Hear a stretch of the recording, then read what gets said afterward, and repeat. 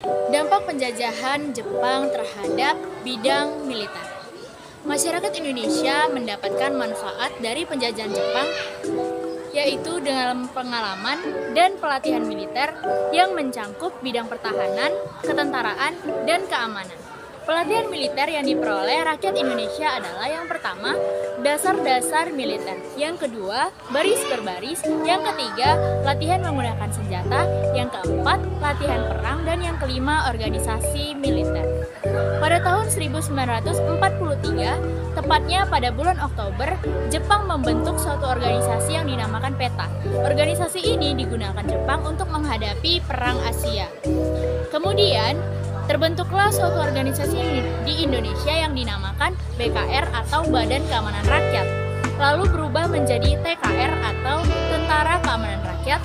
Selanjutnya berubah menjadi TNI atau Tentara Nasional Indonesia. Dampak penjajahan Jepang dalam bidang sosial ekonomi. Jepang memiliki tujuan untuk menjadikan Indonesia sebagai salah satu basis militer dan negara industri. Untuk itu, upaya Jepang untuk melakukan hal tersebut yaitu dengan mengeksploitasi sumber daya alam di Indonesia untuk kebutuhan perang.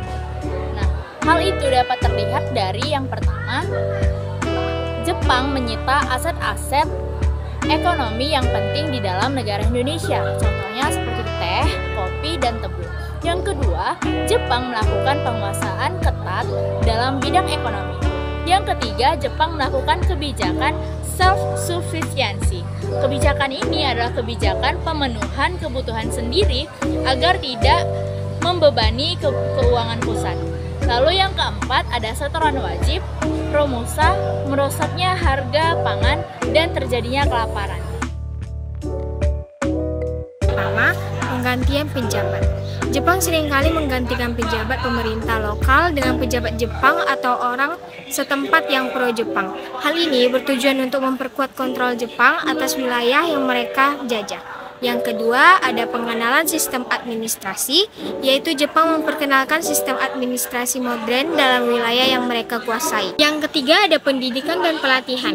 Jepang sering memberikan pendidikan dan pelatihan kepada orang setempat untuk memperkuat birokrasi lokal. Yang keempat, ada eksploitasi sumber daya. Birokrasi di bawah pemerintahan Jepang seringkali digunakan untuk mengatur eksploitasi sumber daya alam dan manusia di wilayah yang mereka jajah. Yang kelima, ada pengaruh budaya. Penjajahan Jepang juga membawa pengaruh budaya dalam struktur birokrasi. Nilai-nilai dan praktik budaya Jepang mungkin tercermin dalam tata kelolaan administratif. Dampak penjajahan Jepang di bidang politik. Yang pertama itu, melarang penggunaan bahasa Belanda dan mewajibkan penggunaan bahasa Jepang. Yang kedua, membentuk organisasi-organisasi sebagai alat propaganda. Yang ketiga, membentuk pemerintahan militer dengan angkatan darat dan angkatan laut.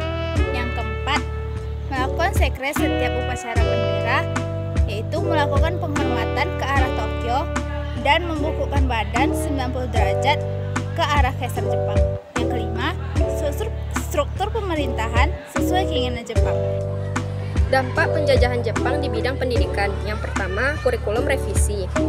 Jepang mengubah kurikulum pendidikan untuk mencerminkan nilai-nilai dan kepentingan Jepang. Materi pembelajaran pun diubah sesuai dengan visi pemerintahan kependudukan. Yang kedua, bahasa pengantar. Jepang mengganti bahasa pengantar di sekolah menjadi bahasa Jepang. Hal ini dapat menyulitkan siswa dan guru sekaligus mengurangi penggunaan bahasa lokal. Yang ketiga, pendidikan wajib. Yaitu meskipun pendidikan dasar diwajibkan, ini lebih terfokus pada pembentukan jiwa nasionalis dan loyalitas terhadap pemerintahan penduduk Jepang. Yang keempat, peningkatan akses, yaitu beberapa orang Indonesia mendapatkan kesempatan untuk mendapatkan pendidikan lebih tinggi di Jepang, yang dapat mempengaruhi perkembangan pendidikan setelah kemerdekaan. Yang terakhir, perubahan struktural, yaitu sistem pendidikan yang ada mengalami perubahan struktural, termasuk penghapusan beberapa lembaga pendidikan yang dianggap tidak sesuai dengan ideologi Jepang. Dampak penjajahan Jepang dalam penggunaan bahasa Indonesia. Jepang mendorong penggunaan bahasa Indonesia dalam administrasi, pendidikan, dan media massa. Hal ini mengakibatkan peningkatan kesadaran nasional di kalangan masyarakat Indonesia dan perkembangan gerakan kemerdekaan. Meskipun demikian, Penggunaan bahasa Indonesia juga dipengaruhi oleh kebijakan Jepang yang cenderung menekan budaya lokal serta upaya mereka untuk memperkuat kendali mereka atas wilayah tersebut. Dampak penjajahan Jepang di bidang kebudayaan. Yang pertama ada asimilasi budaya, yaitu penjajahan Jepang menyebabkan adopsi unsur-unsur budaya Jepang. Yang kedua, perubahan struktural. Infrastruktur baru seperti jalan, rel kereta api, dan bangunan-bangunan modern dibangun. Yang ketiga itu ada pertukaran budaya antara Jepang dan daerah yang mereka kuasai, dua belah pihak saling mempengaruhi. Yang keempat itu sistem pendidikan. Jepang memperkenalkan sistem pendidikan baru yang mungkin berdampak pada peningkatan literasi dan pendidikan. Yang terakhir ada perubahan sosial. Struktur sosial masyarakat mengalami perubahan baik dalam hal hierarki maupun norma budaya.